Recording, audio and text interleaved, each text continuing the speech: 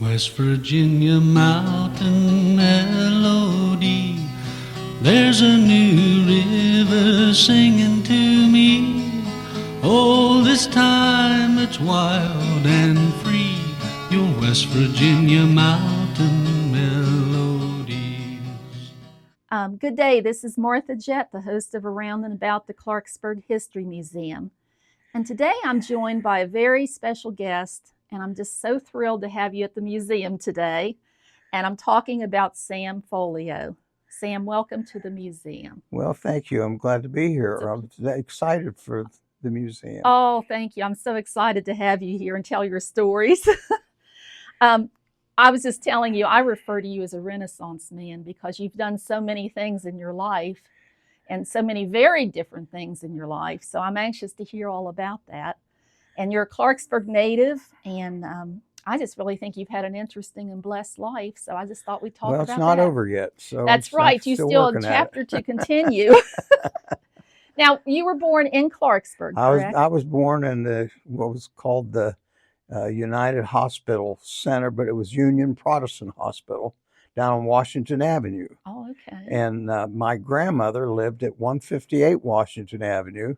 And then there was Hattie Green lived the next house. Then it was the nurses' school where they stayed, and then the hospital. Oh, That's okay. right at the bottom of Washington Avenue. And next to that was Melbourne Hall. And then on down, that would be the same place where St. John's Church was in that area.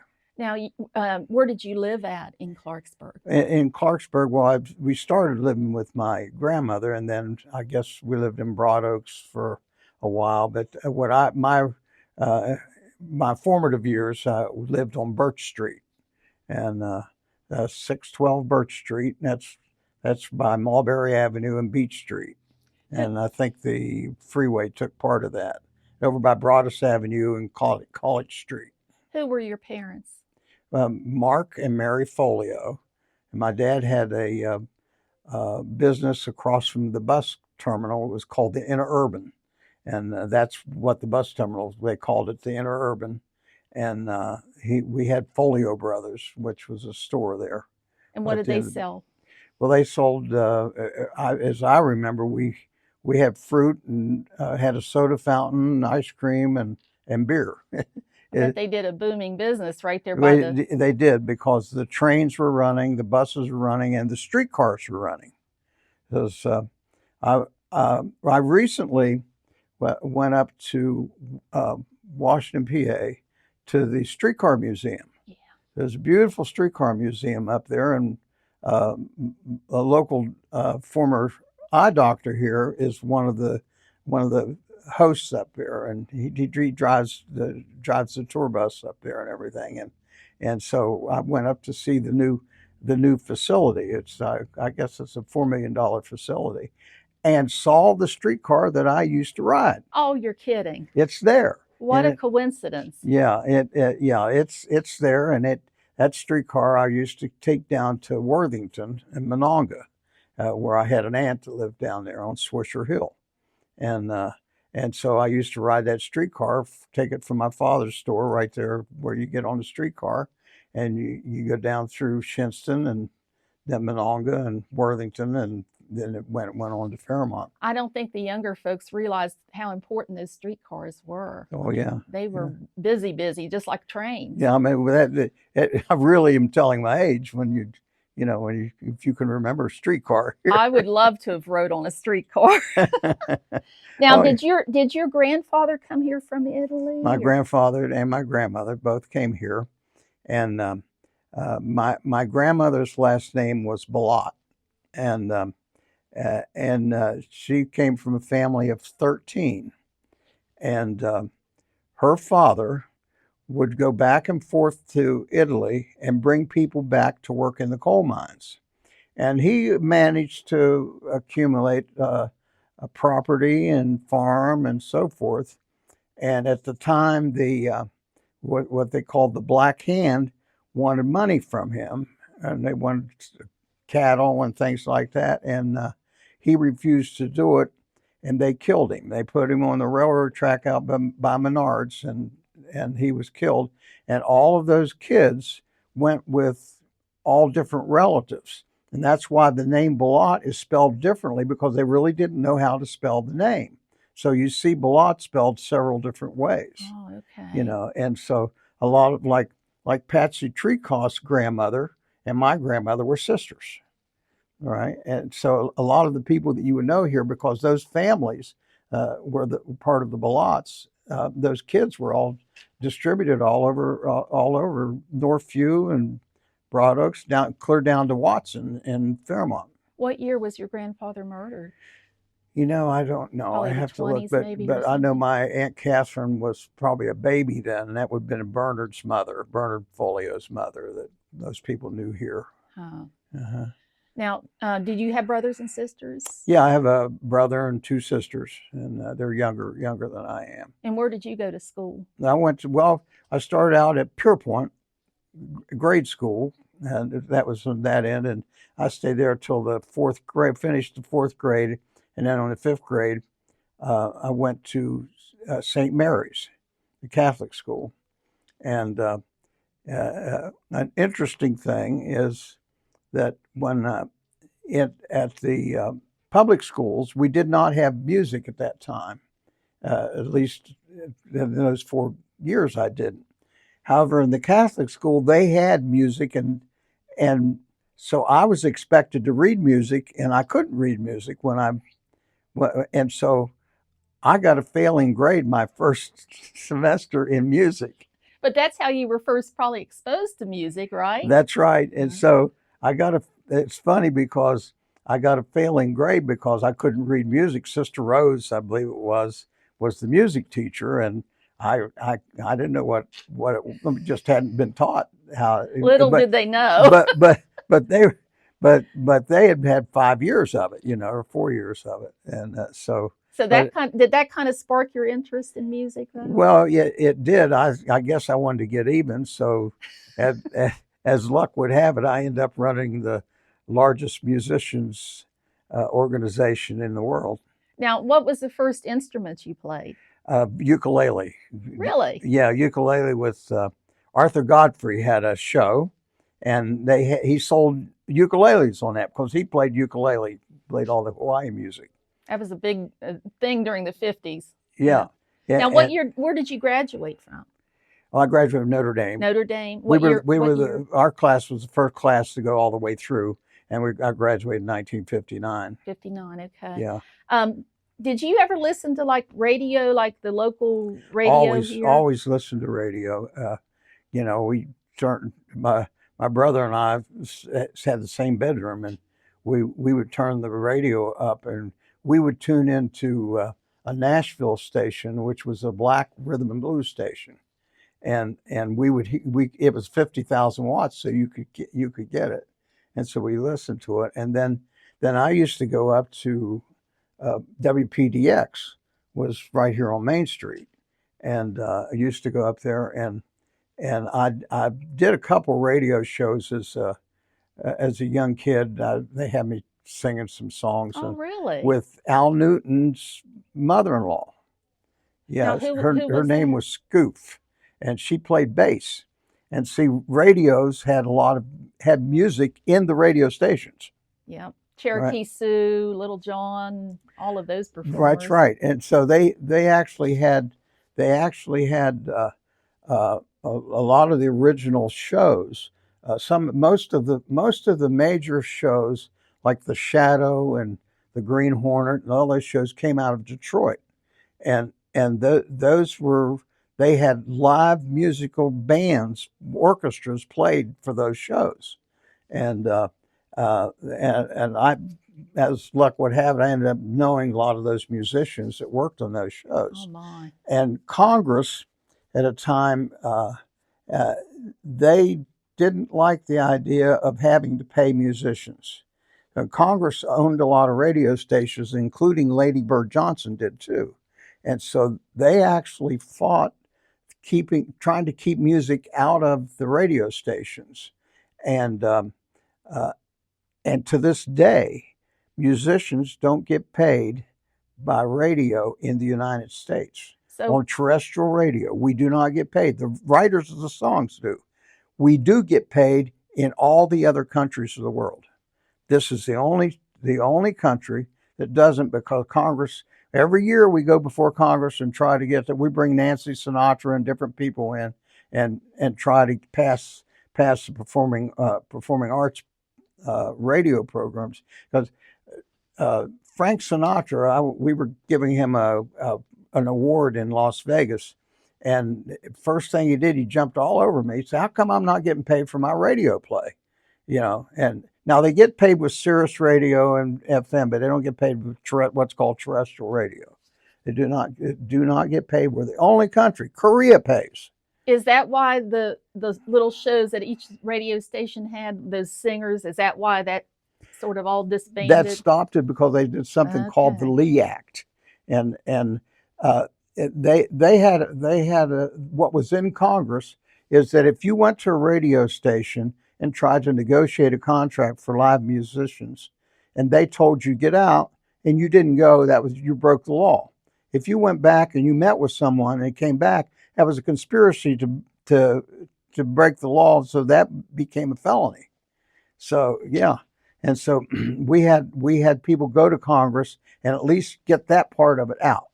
So we defeated that after a lot of years. We had a lobbyist that worked for us out of Charleston, and he was relentless, an older man, and he would go in and just sit in the congressman's office or senator's office until they would see him. And he I guess he was so annoying that they finally Ned Guthrie was his name. Ned was a funny guy because Ned worked for the union, and but he used to have a music store in Charleston. He used to have a big band, and he taught trumpet. He played trumpet, and he had a player trumpet player would come in, but he started missing classes, because you have a regular class when like to learn how to play trumpet. And he told that boy, he said, what are you doing that you're missing his class? He said, well, I'm playing basketball. And he said, well, you better put that basketball up because you'll never make any money with that basketball. He told Jerry West. Oh my gosh. Yeah, Ned had Jerry West. When Jerry West lived in Cabin Creek, he would go down to take trumpet. Well, good thing he didn't take his advice. Right, and there was a book written about Ned, and that story's in that book. Oh my gosh. Yeah. Well, take me back, like you're a teenager in Clarksburg. Walk me down the streets of Clarksburg. Yeah, well, tell me what you remember. When the big thing to do if you were a teen in Clarksburg, go down to the Moose Club. And I think it was Thursday nights, and they had a live radio program. Dick Husted was the DJ, and they would we wore pink pants and peach pants and all, ducktail haircuts and all that, and you go down there, and it was a teenage place to go, and that was always on the radio, and so that's kind of what you did as a teen, and when I was in high school at Notre Dame, they had since it wasn't a public school, they had to raise money. And they actually had a minstrel. They did a regular minstrel as a fundraiser, and they had me imitate a guy by the name of Johnny Ray and Elvis, and they had a live orchestra, and so I would sing those songs with them. And I think in my yearbook it said Elvis. Do you remember seeing Elvis on Ed Sullivan? Or Tommy Dorsey show? I remember seeing Elvis personally. Really? Tell me about that. Yeah, well, he was going to play in Charleston, and I was part of the musicians union at the time, and so myself and a friend who also was part of the musicians union, Kelly Castleberry, we were invited up to his suite to spend some time with him, and I saw my first bacon cheeseburger there. He had a big tray of bacon cheeseburgers and one of those gray ice things filled with milk, and he drank milk, and we ate cheeseburgers with him. But what we were talking about were the musicians he worked with, who I became dear friends with, many of those musicians. that they actually started. The musicians that he worked with actually started Nashville. It was the Harold and Owen Bradley, and they started in a Quonset hut in Nashville, and they discovered Patsy Cline, who was also on the Arthur Godfrey show. Yes, that's right. Right. Forgot about And, that. and so they discovered Patsy, and Harold and I became very close friends, and I was pallbearer in his funeral when he died. He died at 93, but he was the most recorded guitar player that ever lived. Yeah. Elvis had some very talented musicians with him, didn't he? Yeah, yeah, and yeah, that was called the A Team down there that Elvis recorded. That's all the RCA Victor music that was done, and the Owen brothers owned that building, and they still do that. That's still in the family. Now, when you were a teenager, and was Elvis like your hero then? Is that Oh the yeah, music that really got well, you going? I liked Elvis, but I also liked the blues music because that's what I would hear on the radio station, and radio station. I remember they would advertise something called Randy's Record Mart, and then they would play basically blues and rhythm and blues. Who were some of the folks you would buy records? Jimmy Reed was always someone that I played with. I ended up working with some of his musicians. I'm going to see him next week. I'm going to the Rock and Roll Hall of Fame. We've got a function to do over there. Now, what did your parents think of you with all this type of music? Were they? Well, they were supportive of it. Oh yeah, they were supportive of it. And I think and even proud. My mother and dad used to come out when I played different places. That's because good. all these places that you were talking about, I played. I think all of them. I played every fire hall and. Well, let's mention some of those places because I'm curious to hear the stories.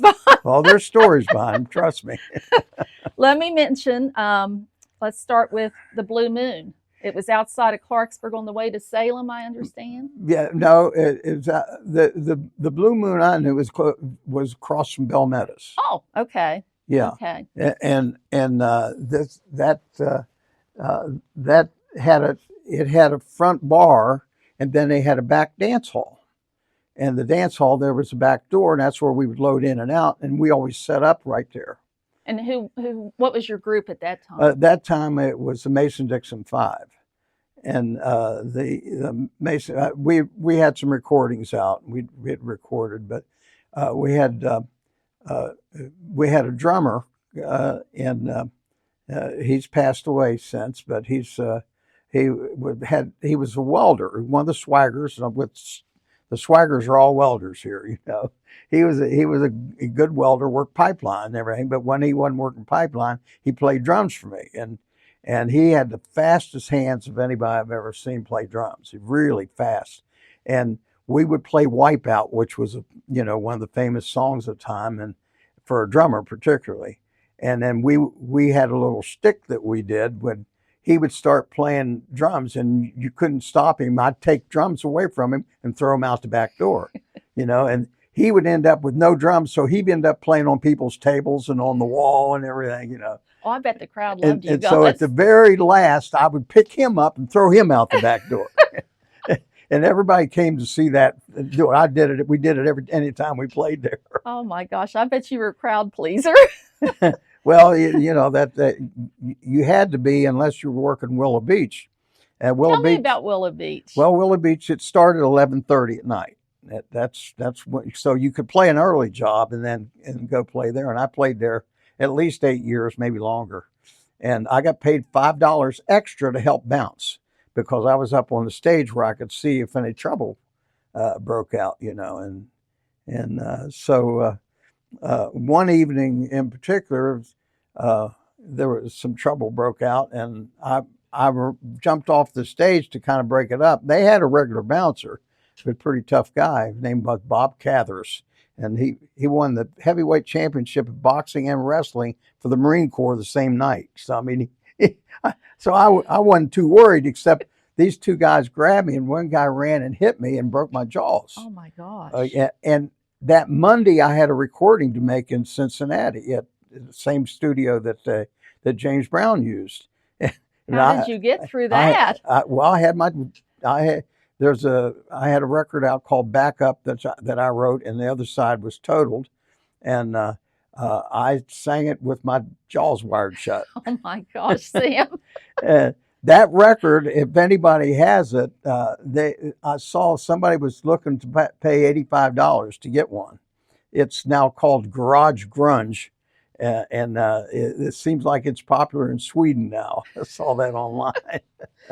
How about Billy's Meadowbrook? Billy's Meadowbrook, that was a famous haunt down around Monongah, and right off of Swisher Hill on the way to Four States and there, and that was a nice. It was, as I recall, the walls were all knotty pine and everything, and that was a regular place to play. And you know, you had a pretty good band if you could play there. And then Billy's Meadowbrook, and then there was the Melody Manor. Yeah, Melody Manor's one of them. Yeah, Delgado had that. He was a dance teacher. He taught ballroom dancing, and it was a beautiful, beautiful room. Now, where was it at? That was in Fairmont. Okay. Yeah, and it was there when they actually had orchestras, because they used to have orchestras play a lot of places here. And now, see, the orchestras go back a long time in this town. Carmichael Auditorium hosted some big bands in their time. That's exactly right. Tommy, Jimmy Dorsey, every band big orchestra you ever heard, which I later met a lot of these people, used to come through Clarksburg and play the Carmichael Auditorium. I would have been like 5 or 6 years old when this was going on, and I'm 83 now.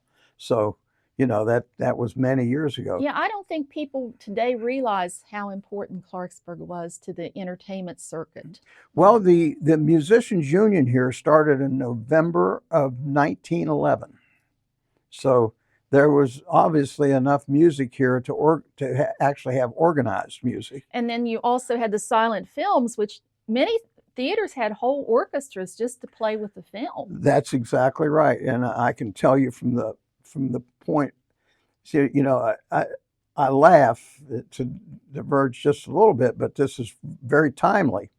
People are all anxious about AI, that it's going to replace the.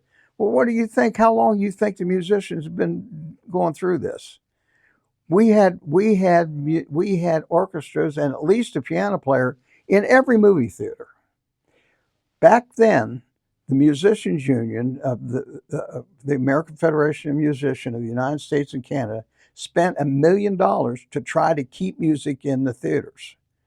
They only kept one. The only one that they kept was in Radio City Music Hall.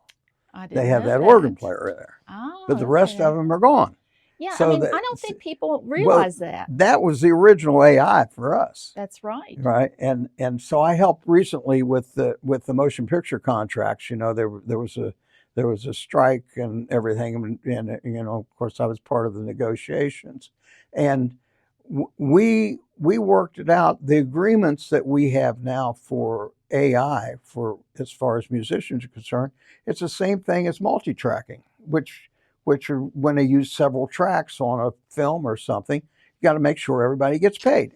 That's AI. It was AI back then. Mm-hmm. I mean, it's funny that one which I find an interesting story is now. So we have the movies came in. Well, they had to have soundtracks, and still that's a very nice contract. If you can play in the movies, that's your job, and that's regular work, and it's good work. So we were worried at one time that they were going to replace the music that you heard in the movies, because when there was a movie came out called Chariots of Fire. Mm-hmm. That was done with all synthesizers. Yeah, Vangelis. Yeah, 2 synthesizers. Well, when they costed it out, those 2 synthesizers cost more than a 150-piece orchestra. Is that So now right? what they do, they'll use a synthesizer, and they have a very large room, and you have musicians sitting with a keyboard and a computer screen, and they score all this stuff for the orchestra. They send it to the orchestra studio, to the sound stage, and then they play it. And that's still a regular that's still a regular job. I'm fascinated with silent film. I just, what an experience to sit there and watch the film, but have this orchestra playing. It's like going to two different concerts Oh at yeah, one time, like that. yeah, yeah. I, you And know, uh, uh, here they use pianos too. Because yes. that was a regular thing. Robinson Grant had I heard a beautiful organ at one time. I Yeah, wish I could have saw that. It yeah. must have There been were four magnificent. theaters here. The Ritz. The, I think the Ritz had a great Wurlitzer in there too, I believe. yeah, and they also had orchestras coming there and playing too. Yeah. Yeah. Did you ever talk to any of those gentlemen that played for the silent films in your lifetime? Have you ever had Oh, an I did. opportunity? I did. I became great friends with a guy by the name of Spud Murphy. And who was that? Well, he was a composer, and I remember playing in Leonard Hannigan's orchestra. I'm singing in the orchestra, and they put sheet music in front of me, and I'd read on the bottom, "Buy another Spud Murphy arrangement." Well, as I moved up in the musicians union, I negotiated these contracts, and Spud also was on our negotiating team. He's from Hollywood, and he great fun. But I said, "Man, I never thought I would meet you." And I said, "Now you wrote all these great arrangements." I mean, he was just a great musician, great arranger. He's a good drinker though. He's a party guy, and he was an older man at the time. I think when you're in that circle of music, though, it comes around that you're eventually going to meet these people that you've Oh heard yeah, or read yeah. about. And I mean, especially like the Desilu studio. They used a lot of great musicians, and a lot of them became officers in the musicians union in Local 47. That's in Los Angeles, and so I ended up knowing a lot of them and been pretty very good friends with them. But Spud, I was talking to Spud. I said, "Now, boy, all these great arrangements you run." I said, "What do you think when you're gone? What do you think you're going to be remembered for?" He said, "Well," he said, "probably not what I'm most proud of, but," he said, "what I made the most money on." And I said, "What was that?" He said, "Well, the studios asked me to write some ditties." Well, that's just little things. I said, "Well," he said, "Yeah." He said, "I did pretty good with those ditties." I said, "Why?" He said, da da da da da da da da da da da da. He wrote the Three Stooges theme song. Really? He said, I made a ton of money with that. And plus all these other things that you would recognize were just little quips that he wrote. And, he got paid for them. Even like the cartoons, like the Warner Brothers cartoons, had great music in them. It's wonderful music. And to this day, on Fridays, they do all the Fox, all those Fox cartoons. They record part of them in the morning and part of them in the afternoon. That's regular orchestras that play. Now, there's one of those shows uh, that I think they also wrote Book of Mormon. That group of cartoons. Um, the studios wanted to cut the orchestra out. And they said, "You can just stop the show because we won't do any more shows if you remove one musician, we're done." And that's South Park, right? And South Park that's all that music's live. They don't redo it. It's all live music. Never knew that. And so all those Fox cartoons are done on Friday afternoons out there, and not in the summer, but during the winter they play those in the morning and the afternoon. They take a break and then they go do the rest of them. Now, But I have to ask you, when you're growing up and getting started in music, were you more of a singer or a musician? What were you mostly doing? well, I had played drums and bass and some other things, but I mainly sing. Yeah, I guess I like being out in front. Hmm. Now, I'm going to mention some of these older groups from around here. And if you can give me some stories, if you can tell some of the stories, I don't know. Yeah. The Jumping Jacks, Now, see, I don't recall that name. the Chords. The Chords I do recall, and I'll give you some names of people you can talk to too. That Okay. like Mike Audia had a group, and Mike's still here. You know, he's Mike. Mike played music, and just recently Anthony Ellis. Uh, he just passed away. They just buried him Oh, this yes, I last week. remember seeing that Right. obituary. Yeah. Yes. He played saxophone, and his uncle taught him, and that was Sam Ellis. And Sam taught saxophone. Sam always carried a mouthpiece in his pocket so he could sit in anywhere. Now, most people remember Sam Ellis from he ran the volunteers at the hospital, Yes. right? Yes. And but he was a great musician. He taught all of his family how to play. They were all good players. What groups was he in? Do you remember? Well, most all the orchestras, they used a lot of the same people, and so he played at the Green Acres, and with Sam Bettini and those groups. I was in there with Sam Bettini once.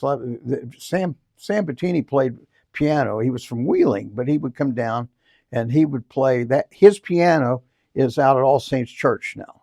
Oh, And you can still really? see cigarette burns on it where he smoked. All right. But I was in Green Acres one time, and in comes this guy with a cowboy hat, a little guy, and it was the guy that wrote Tennessee Waltz.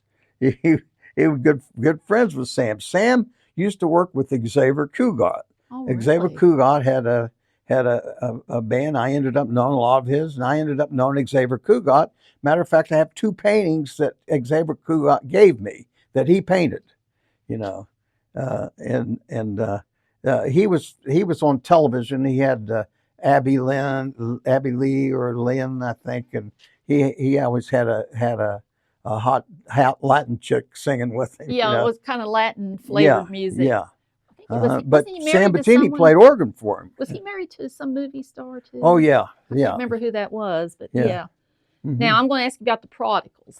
Yeah, the Prodigals, of course. That I would say in my era that was certainly the most popular group around. And I know Roy Davis, Maurice Davis, and of course Gerard Folio played guitar, and Billy Smith played organ, and they had a lot of doo-wop singers, and their songs that they had was Vanjie, and won't you Marcia, believe, and Marcia Judy. and Judy. Those 4 songs, and they were on Dick Clark, and they played they played a lot. They probably could have done a lot more, but they were young then. It was like, Yeah, I had here they signed to the Falcon label in 1958. yeah, that'd be Was the right. Falcon a pretty good label to sign to?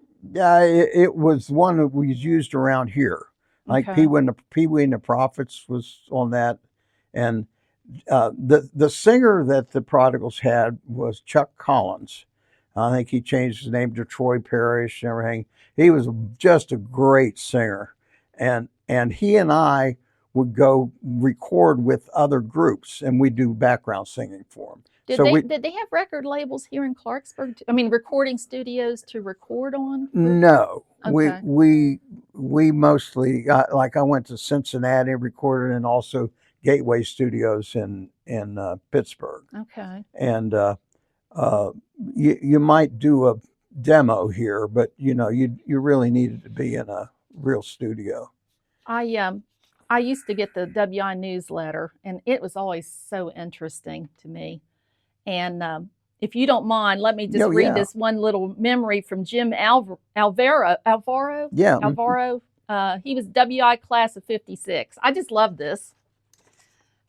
He wrote that, let's see, at that time in 2008 is when he wrote this. And he said, Billy McCoy works at the library and Teddy Wilson works at the bank just across from the library.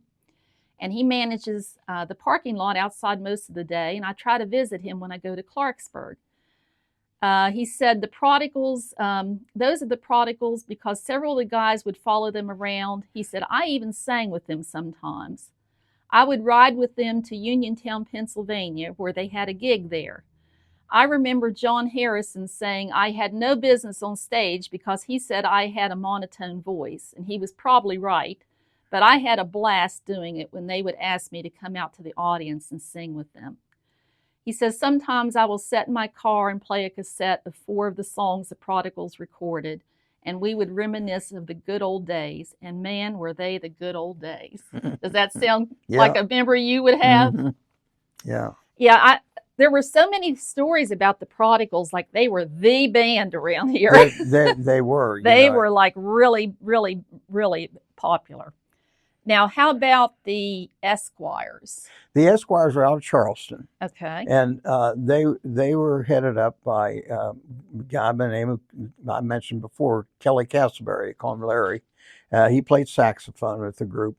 And to this day, they still get together once a year. Oh, that's and good. they have a reunion band. I suppose it's all their kids now playing. That's nice. But they used to play, they used to come here and play down at the Carousel. And then after they played the Carousel, they'd come out to Willow Beach. Now, where was the Carousel at? The Carousel was down across from where the hamburger place is, where McDonald's is. Oh, okay. Yeah. That was a big night spot too then. It was like, I had here that they recorded in Pittsburgh with Del Shannon. Does that sound correct?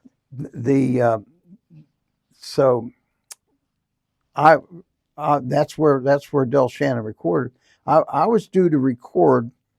I was working with a man by the name of Cecine Francis, and we had a song called "Nice Guys Finish Last" that he wrote, and I forget what the B-side was, but anyway, we went up there to record.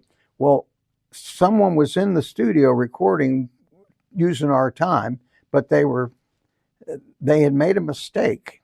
And Del Shannon was recording there at the time. And he was a big name. For the folks that don't know, right? Can you name some of his songs? Runaway. Runaway was a big one. So he was doing Runaway at the time. They were going now. There songs that do any good have a hook. What's called a hook. There was a hook in that song. It sounded like a train, and it sounded like a train in the background. What happened? They used Ampeg recorders, and they have a head that was left open, and by accident, that head's supposed to be closed on the tape. It's supposed to close down. They left it open, and it was open, and rather than shut it, the sound engineer started cupping his hands over it like that. That was the accident that made that song. Oh, I'll have to go back and listen to that again. Yeah, it's called Runaway. Didn't Marty Robbins have something happen like that to him when he was recording? I can't remember what song it was, but the speaker blew out or something, and they didn't change it, and that made that song. It was, I guess, the hook you're talking about. Mm-hmm. That's interesting. You never know, do you? No. What was recording like in those days? Was it all on tape? I mean, for folks that don't know, how well, yeah, you used Ampeg tapes, and you had the whole band there. Now, for example, I had 2 guys come from Miami to have a meeting with us in Hollywood, where we were meeting about recordings and things. And these 2 guys met each other for the first time, and they had over 100 recordings together.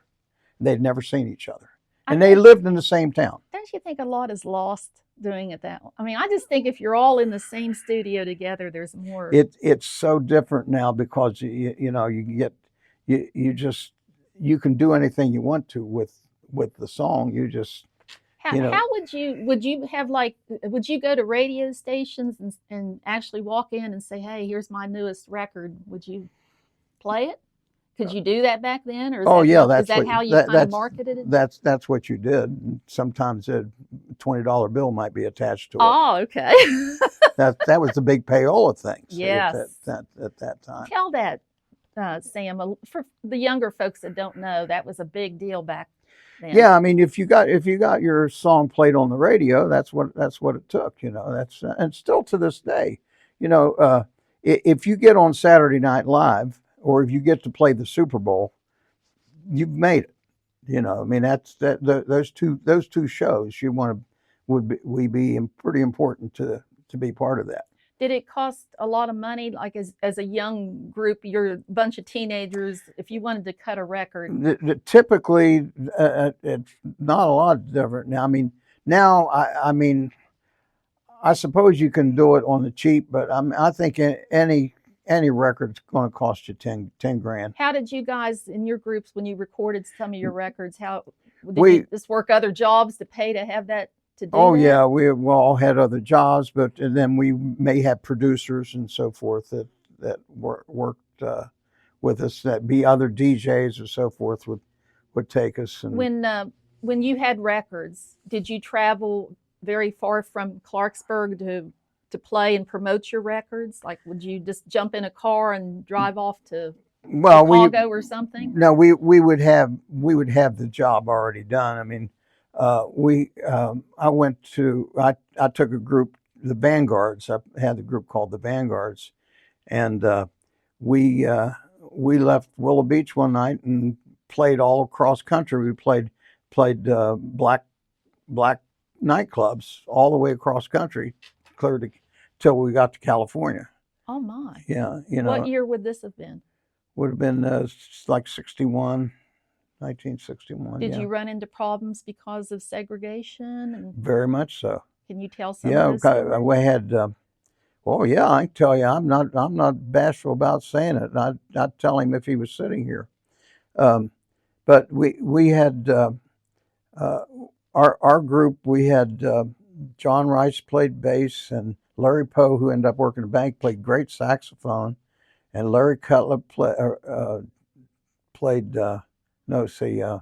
Larry Poe. Then Bob Cutler played guitar, great blues guitar, and I sang. And then the drummer at the time, I was drummer for a while, but then Eddie Lewis played drums, and he also played bass. Eddie Lewis was a black guy, right? Well, we didn't think anything about it. We're the group. Yeah. The segregation cut both ways, because we would go to the black club to play, and they'd see all these white guys. They said, "What are you guys doing here?" And they said, "These brothers will kill you. You don't want to come in here and play." I said, "Well, we have pretty good equipment. Let us play one song, see if you like us." But you were on the tape. We sent tapes ahead, to hear. And of course, we never got thrown out any place. We played James Brown stuff and Bobby Bland's music, and so we played all these blues songs. And so we did all right making it across country, playing in all these black clubs. But then when we go to eat at a restaurant, they wouldn't let us in, or because Eddie was with us. They would do that. Well, I thought when we got to L.A. things would be different. Well, we had we had a job at a place called Carolina Pines. I think it's still there. It's a bowling alley, but it's a rock and roll place. And we're playing there, and until they found out some of the guys weren't 21, and we had to get rid of it. But we ended up getting a job for Bob Eubanks. Bob Eubanks was the first DJ to bring in the Beatles to L.A., so he made a lot of money. Was that KTLA? Yeah. Right there? Uh-huh. Uh-huh. And so, of course, he had the Newlywed Game. Yeah. Well, he opened 3 teenage nightclubs called the Cinnamon Cinders. And we were playing the one in North Hollywood that we were playing. Well, he really hadn't seen us. And this is a teenage nightclub. And we come in, and, he's there one night. He called me in because I was the band leader, and he said, "I want you to get rid of the drummer."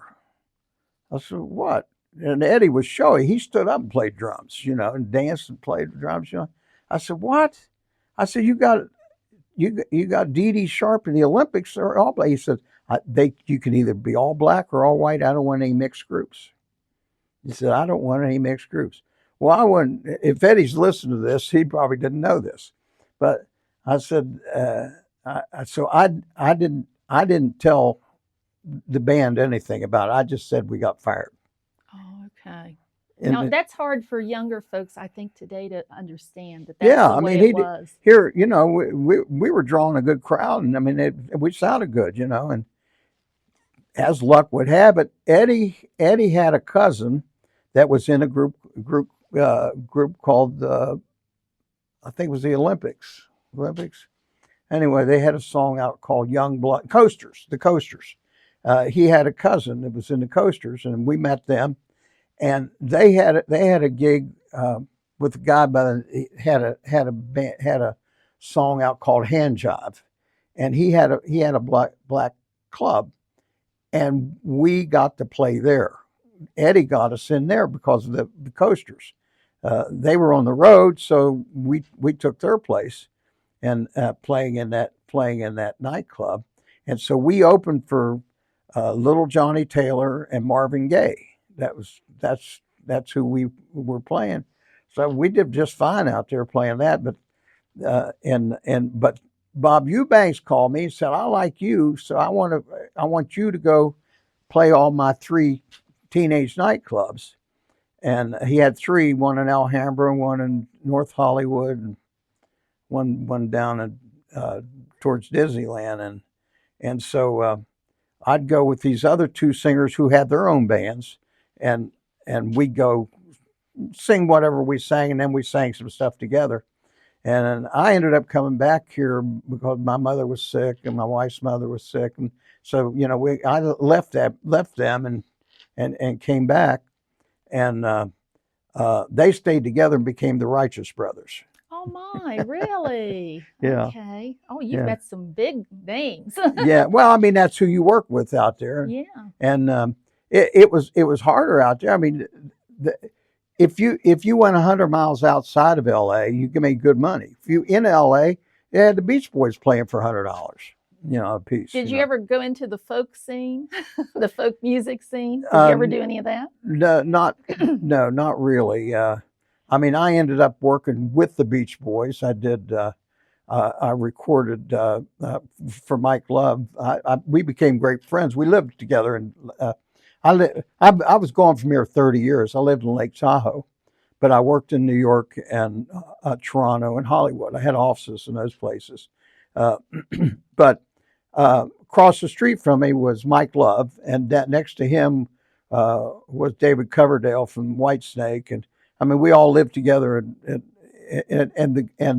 on down the street was the guys from Creedence Clearwater, and we all became friends. We all worked together.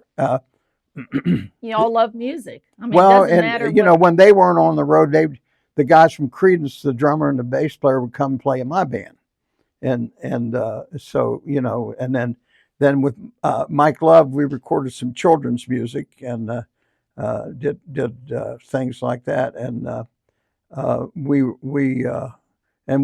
produced shows out there. We did a lot of theater for children's theater in the world's largest stage in Reno. It's just a fantastic stage, and we would do over Christmas. We would do shows like Annie and Fiddler on the Roof and all those kind of shows. We did 18 years of those kind of shows with a live orchestra. We'll use live orchestras for all this. Now, when you were young, in your younger days, was that doo-wop music that you mostly played, or what would you consider that? I didn't play doo-wop. The Prodigals kind of did doo-wop. I did more James Brown stuff. Okay. Okay. That for more, the younger folks that don't know, because we have a lot of younger listeners too. Explain what doo-wop is. What it is really that? is. You have a back. It started by mostly guys standing on a corner doing a cappella. Mm-hmm. So Mm-hmm.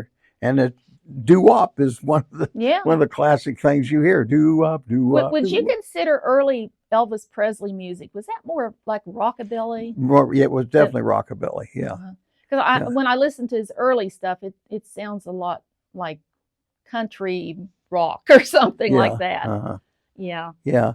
Now when he did all the RCA stuff, he used the A-Team, and the A-Team would record 5. They would do 5 5 records in a day Wow, that's brutal. because they didn't read music. They had what's called the Nashville system, and that's you throw up 3 or 1 or 5, and that tells you what change to go to. I And don't think a lot of people realize how Nashville really influenced that early music. oh, so I can tell you this professionally, that if you take all the music that's recorded in the United States and Canada and put that in one pile, the pile that Nashville has would be 4 times bigger. I don't think people know that. Do you So think? it's not just country music. They do symphonic music. They do, like Neil Young records there. I mean, anybody that's anybody, you record in Nashville. That's where, I mean, I know because I paid the money out. I know where all the money was. That was my job with the Musicians Union. Now, let's jump a little bit ahead. Like, okay, after you were done playing music, I think were you administrator at Weston State Hospital? I was. Okay, tell me a little bit about those years, how you got involved in that. Well, when I was playing music, that's how I got in public health. I know when I graduated, well, I went to military school in Barnesville, Georgia. It was Gordon Military College, and it was a junior college. And I had a band there, and I had some guys from here. Wally Neely played drums, and Jim Bartlett had the tire shop. He played baritone sax, and then I had a Dale Hathaway played tenor sax. They were all in this military school down there with me. And they were all from here in Clarksburg? They were from Bridgeport. Bridgeport and Clarksburg. And then had Bill Miller was one of the background singers, and Paul Suter. They were background singers for me. And we started doing shows at the school, and then we went on we were on some national shows, and like The Voice. Then they had these shows, which now the place is CNN. So we did those recordings, and the school liked us to go because we wore our uniforms. What was the name of your group? Stripes. The Stripes. Okay. Yeah, because so we wore our military uniforms and we would go out. And then while we were there, we had a promoter would have us go to University of Georgia or Georgia Tech. This was one of the groups I had down there, and we would go at play their fraternities. Wasn't that they liked us? The guitar player we had played with a black band, and they wanted the black band, but they weren't allowed to hire him. So they would hire us, and we would bring the black band. We would open for them, and then they would play. Oh, okay. Yeah, it's because they wouldn't let the black bands play there, but they would pay us, and then we'd pay the other band. That's how we got by, because of segregation. Yeah, so, but yeah, I and then we came back here, and I went to Fairmont State and graduated from there. And the day I graduated, I played at Willow Beach that night, and I remember hanging my diploma up on the stage.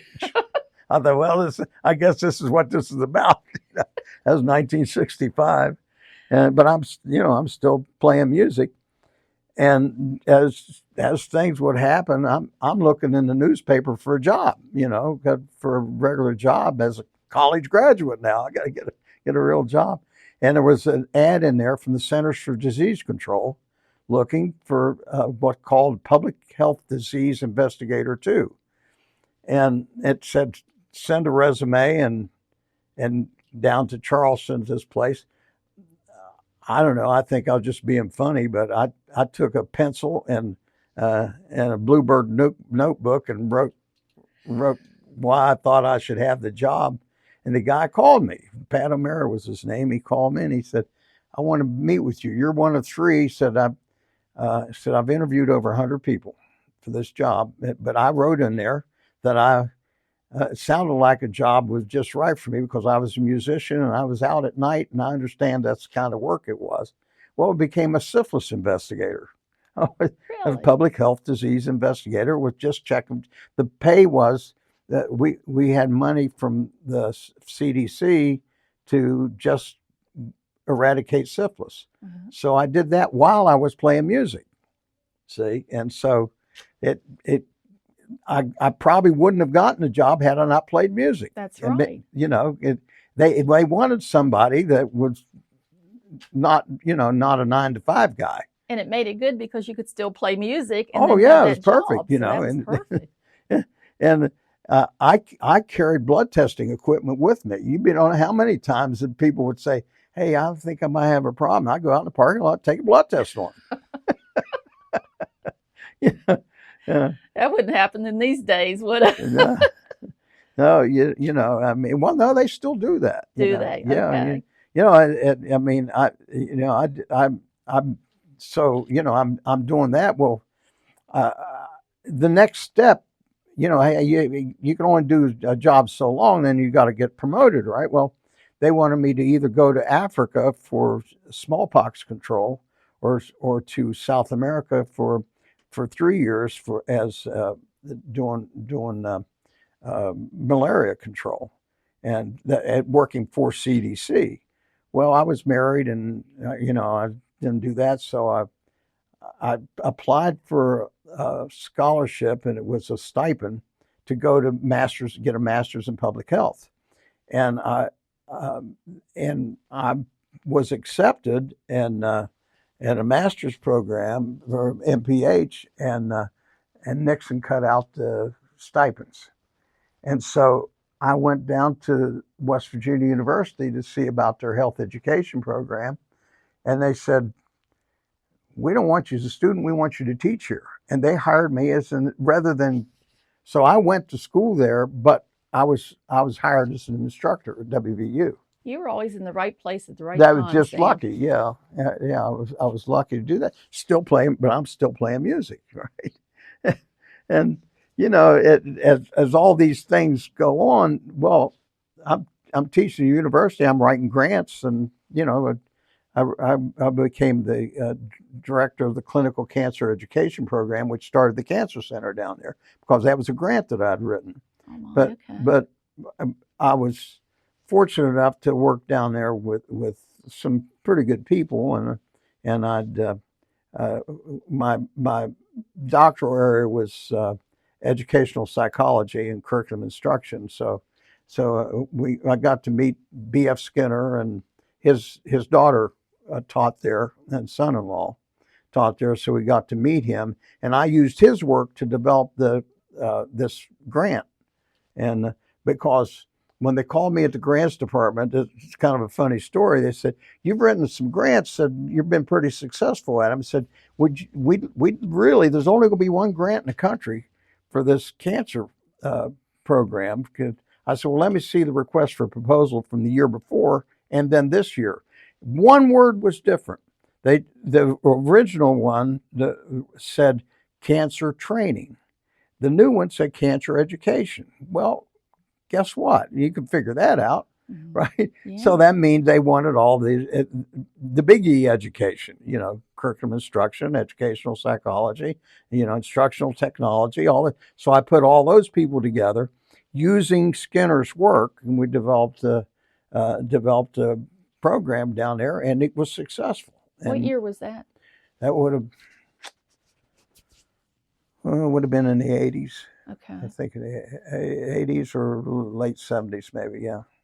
And then how did you end up at Weston then? Well, what happened, I got called down to Charleston to go to work down there, and I didn't want to leave the university, because the nice thing about that, I put a grad assistant in my class, and I'd go away and negotiate contracts with the union. I was in 1982, I was on one of the 5 board members for the United States and Canada for the union, but I was still teaching at university, so I could do both with no problem, and you just have to go 4 times a year. You have to go negotiate contracts, and you have to go to board meetings, and so I went down, and I worked for 5 governors. Only 2 went to penitentiary, so that's pretty good. That's pretty good. Yeah, I worked for Wally Barron, Archmore, and but the rest of them.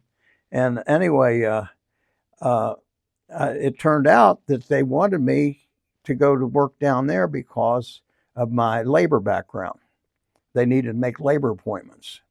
And so I ran the Healthcare Cost Review Authority, which had 63 hospitals and 100 nursing homes.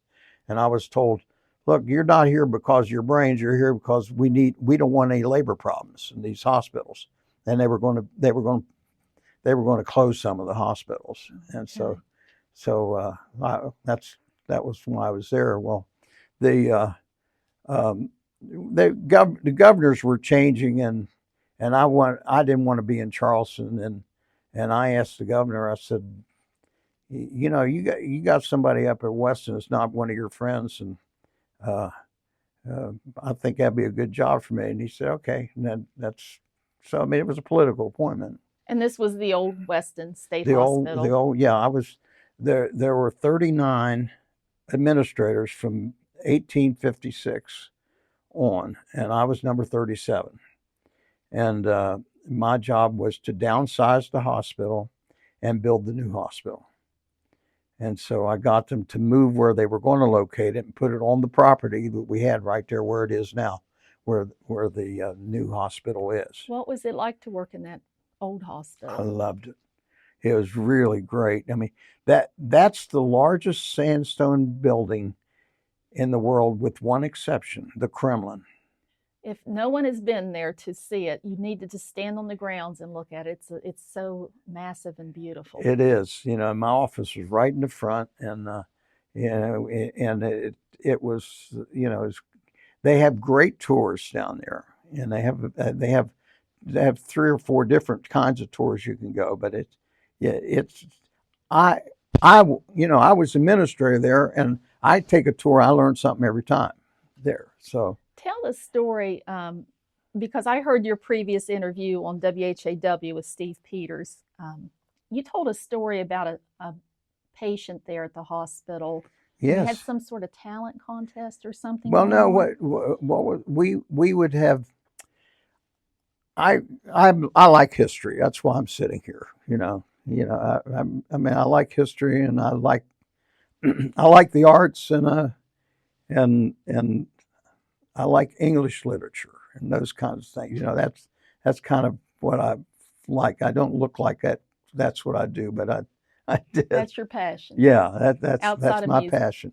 You know, I mean, for example, I was never on the honor roll at Notre Dame because I was always in detention.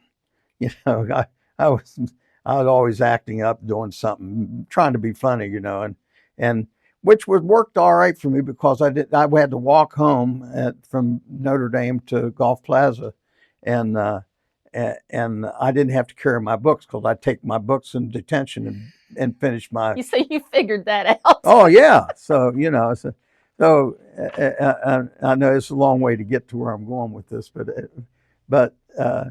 the Sister Irma, I think, was the principal, and she said, "Well, you're coming to senior night." And I said, "No, I'm not going to go." I didn't participate in those things. I always had to work to put my way through things and playing music and, you know, being a caddy and working at my father's store. You know, I always had to work. So anyway, said, "No, you better go." Well, here I won some awards. I didn't know because no one knew I couldn't be on the honor roll because but I did all right. I was a Latin scholar and all that kind of stuff. But I'd written a poem. And I was just being funny writing this poem. You're supposed to write a sonnet. Well, a little couplet has to rhyme on the end and all that. So I wrote what I thought it was going to get me in trouble because I thought it was probably sacrilegious. Well, they turned it into the Catholic Daughters, and I won the state award, which was $500. Then I ended up winning the national award. That's why she wanted me to come there because that's how I ended up going to college. And having winning that.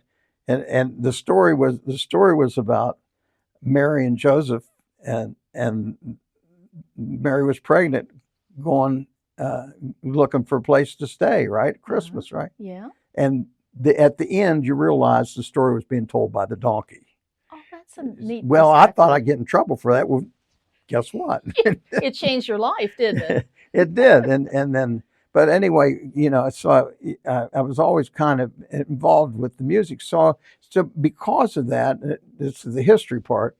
I would go back through the archives at Weston, and they had things written in pen and ink, but they would also make copies of the letters. They were even on that real onion skin. And you could see where they were written.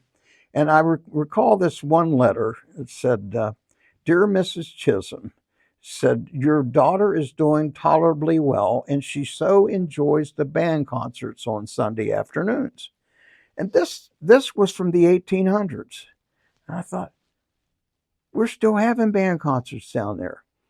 The Musicians Union, because of records, there's a fund called Music Performance Trust Fund. When jukeboxes came out, they replaced bands. Well, part of that music has to go free and open to the public. They're still doing music down there. I had a band playing there that night, and it was a band I would have been in before, and I knew the band, and they were playing. Well, the patients, the ones that are able, some of them have football helmets on, it looks like, but they dance, and it's real entertaining. Responding to the music. Well, one of the patients came up to me, for the sake of HIPAA, I'll just call him Billy, and I was telling this story down there, and here the guy that was doing my podcast, I forgot his name. Peters. Yeah. He knew who I was talking about. Oh, he did. Oh, okay. Yeah. I know him. Yeah. Anyway, I said, this comes up to me, and he wore a hat, and he always smoked. He was 30-some, but he'd been there since he was a kid. He'd been there. He had a dual diagnosis. And so that means that he had a behavioral problem, but, also had mild retardation. And he said, "Can I sing a song with the band?"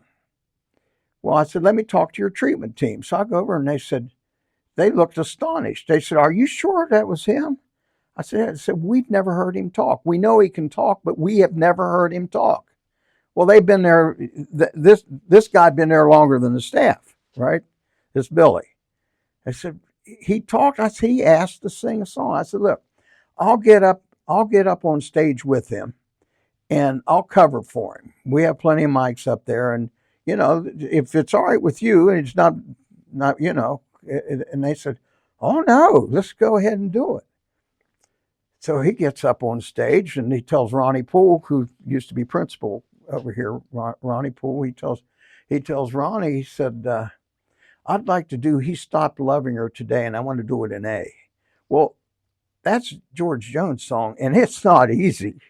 I mean, it's a hard song. And okay, let's go.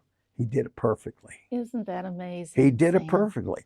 From that time on, he started recovering. I mean, he was never going to be out of that hospital. And so he became where he could do town visits and then into group homes. Every once in a while, he has to go back to a stronger level of care. But that opened up something in him. Yeah. Now, the only thing we can figure, we had 3 music therapists there. None of them had worked with him, but maybe one of them in the past had, because obviously it wasn't a miracle. I mean, somebody taught him how to do it. I mean, they had not heard him speak. Isn't that amazing? That's a wonderful story. Yeah. That should have made your whole time at Weston worthwhile right there. Oh, are you kidding? Moment. That when I first became Secretary Treasurer of the Musicians Union for the United States and Canada, I was responsible for the paper, which has been in continuous publication since 1896. And that was my first column telling that story. That's great. I love that story. Yeah. So how long were you at Weston? Well, I was there for about 2 years, and I didn't get along with the governor at the time. But I wasn't the only one that didn't get along with the governor, because there was another musician that didn't get along with him either. His Governor Caperton's it was just different politics, I was a political appointee, so they they could replace you anytime they want to. But we didn't see. I got blamed for some of the stuff other people did during signboards put up. I didn't have anything to do with them, but somebody with my name did. So where did you go from Weston? What happened then? Well, what happened is I became the assistant health officer for the state, which was a bigger name but less money. But so I wrote a grant for them and got the Medicaid waiver program started. That's for people that have a problem and before the age of 23 and need nursing home care, either because of an accident or a birth defect. But they're not senior centers. Mm-hmm. But they couldn't. We had to send them out of state because we didn't have the Medicaid waiver. And so I said, well, I can write that. So I did. I wrote that Medicaid waiver program, and I was driving back and forth from Charleston to here and back and forth every day. And I was in a room with a lot of other people that had from past administrations, and I saw that wasn't going anywhere, So how did you end up in Las Vegas? Well, I at the same time, I got a call from the then Secretary Treasurer of the Musicians Union and said, have you ever been to Reno? I said, no. He said, well, we got a problem out there. Would you want to be trustee out take over that local out there? So I went out to look at it, and I called my wife then and said, you ought to come out here and look at this. And I was out there for 30 years. So you were involved with a lot of the Vegas acts and all that? Yeah, I did. I was mainly in Reno, but I worked for both. I wrote a grant there. It was called the State of Nevada Grant Program, which was money for free and open music. And so I was doing the music and all this stuff, because what they were doing is taking the orchestras out of the casinos and replacing them with slot machines, because slot machines became popular, because we had all the major acts came through there, that Johnny Mathis and all those groups would come through, and they'd use large orchestras. Who's some of the performers that kind of stand out in your mind that you might have a little story about? Oh, Johnny Mathis, for example, I'm playing golf with him, and of course, that's, everybody knows his music, and beautiful singer. Yeah, a beautiful singer. And I said, I was talking to him about the keys he was singing, and he said, he told me, I forgot who it was, but someone told him, said, look, you're going to ruin your voice because you're singing for other singers. You need to drop down a key, come down an octave. And he did. He went down to in the A range, and now he said, I'll be able to sing forever. I hope he does. Yeah. Explain for those that don't know, and I'm not real certain I understand what the union is that you're involved with. What do they do for a musician? What is the purpose of that union? Well, it's for professional musicians. If you're going to be a professional musician, like if you're going to be a lawyer, you need to belong to the Bar Association. Well, we're the Bar Association for musicians. And we do contracts. If it wasn't for these contracts, they'd be playing for $5, for free, or paying to play. And we do video games. We have over 200 symphony orchestras. All the Broadway shows, the traveling Broadway shows, which are pamphlet B shows, and most of the recording and commercials. All of those things fall under union contracts, and those contracts are negotiated yearly. Some of them go 3 years, some 4 years, some every year. But those you sit down with other lawyers, and because they've got the money and we want it. Have they ever gone on strike like the Screenwriters Guild Well, does? I was in jail like 3 or 4 times for, disrupting. Now Las Vegas, we had a big strike. We had a president many years ago, which was fortunate enough to know, J.C. Petrillo. And because jukeboxes came out, this is back in the days when jukeboxes replaced orchestras. Well, Petrillo said, that's not going to happen. We're not going to make those records for that jukebox we're going to have to sit down and talk.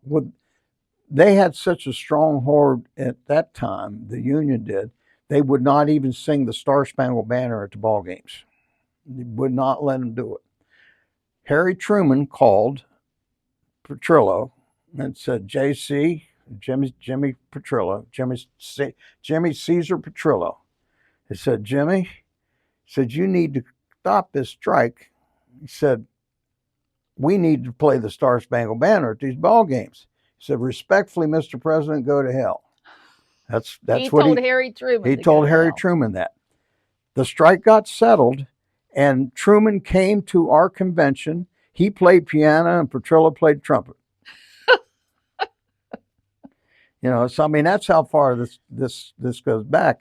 And then I was involved in like the only reason the Screenwriters Guild went out first, it was their turn in the barrel. So we alternate all these, like the IATSE, the stagehands, the Screen Actors Guild, the actors. We alternate who goes first, and that sets the plan because we all have what's called a Me Too clause. So whatever they get, they're doing for the rest of us because we go to their meetings, we sit in their negotiations, and they sit in our negotiations, and the entertainment unions are more than what you think. The entertainment unions meet quarterly, and that includes the NFL. I didn't know that. That's entertainment. It includes the electrical workers, right? And it includes communication workers, because we make the product, they send it. So we're bigger than a lot of people think, because we get together. I mean, to give you an example, which is kind of an interesting story. The guy that owns the Radio City Music Hall and Madison Square Garden has Cablevision. He owns Cablevision. He also has a band, right? He's got his own band. Well, I get a call from Cohen, who was head of the communication workers, and they were having trouble in Brooklyn because they couldn't get Cablevision to sign on to an agreement. And he said, we understand the owner of Cablevision, I'm avoiding his name on purpose, but the owner of Cablevision is going to be playing with Willie Nelson at Farm Aid. He said, can you call Willie and have him not do it? I said, well, I'll call. I got the number of the bus. I called the bus and talked to the harp player, because he did all the work for him, And I said, he said, well, we'll take care of that. I said, we'll call him and tell him he's uninvited. And he got mad, and he said, tell Willie I'm going to sue him. Willie said, well, you're going to sue? He wasn't getting paid. What's your harm? Willie was smart enough to know that. So anyway, make the story short, he signed a contract. How many years were you involved with as secretary treasurer? Secretary treasurer. Well, it's strange. It wasn't really because of what I had a lot of experience being on the board and everything, but I had a download music company, and people that owned the company with me. We were part. I don't know if you ever see Shark Tank. Mark Cuban was one of my partners. Oh, okay. Right, and I heard him the other day on Shark Tank said, "I never get involved in music." Well, I'm the reason why, because the download. Our company really was 8 times better. It was lossless music. Was 8 times better than iTunes, and because it just pristine music, and we were really doing well. And then streaming came out, and it was killed the business. But we had $12 million in that company. I didn't, but people that have real money did. Like the guy that put together Office 95. He was one of our partners, and then two guys from Creedence Clearwater were part of it, and then Mark Cuban, and so we were going to, but what I did is when I was working with the health department, I had the hospitals go to digital. Got rid of the punch cards. I was a digital guy by accident. I was writing that grant I was telling you about, the Cancer Society.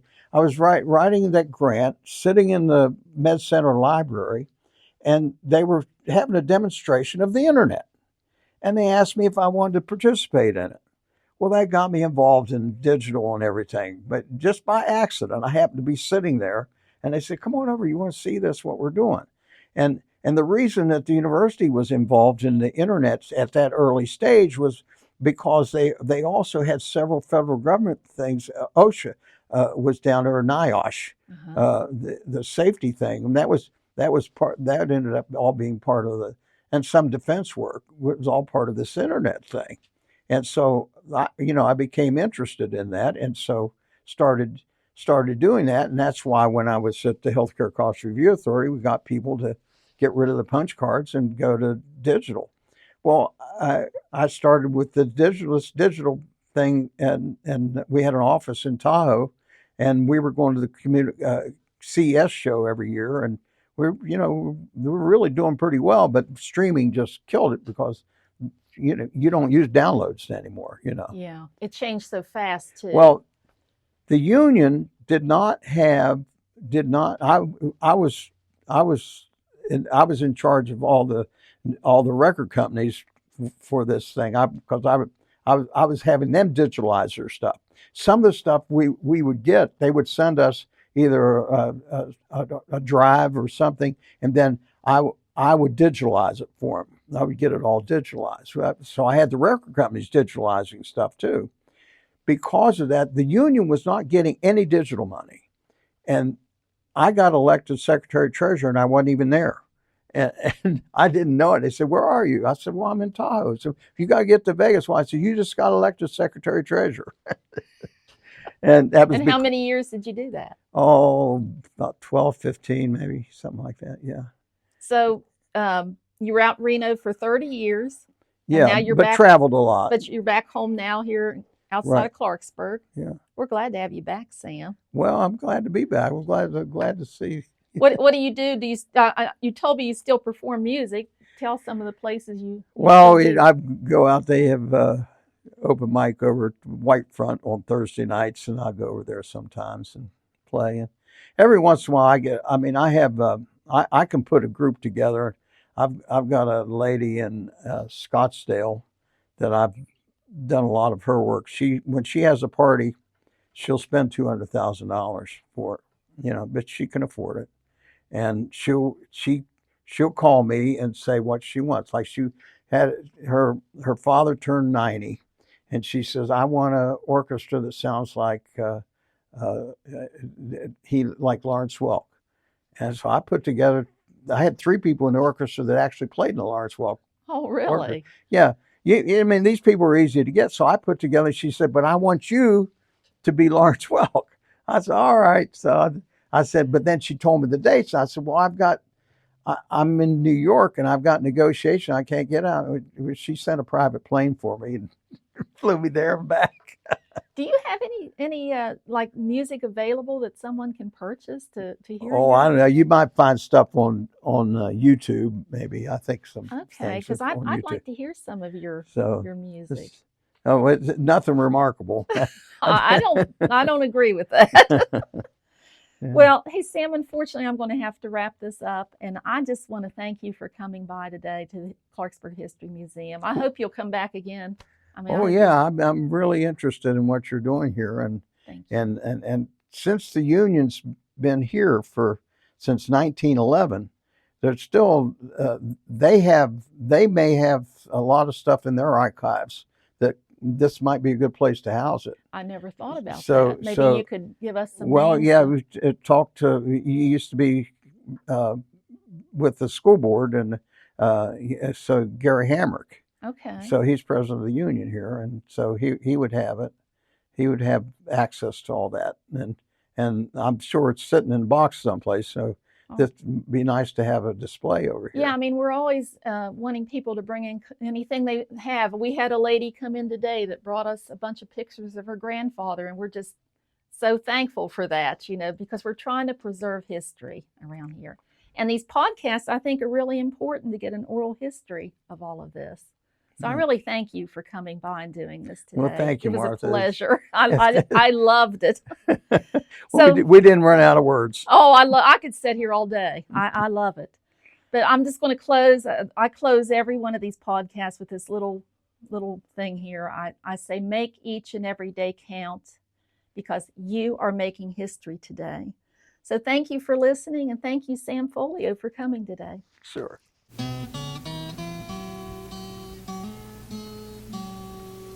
West Virginia mountain melody, there's a new river singing to me. Oh, this time it's wild and free, your West Virginia mountain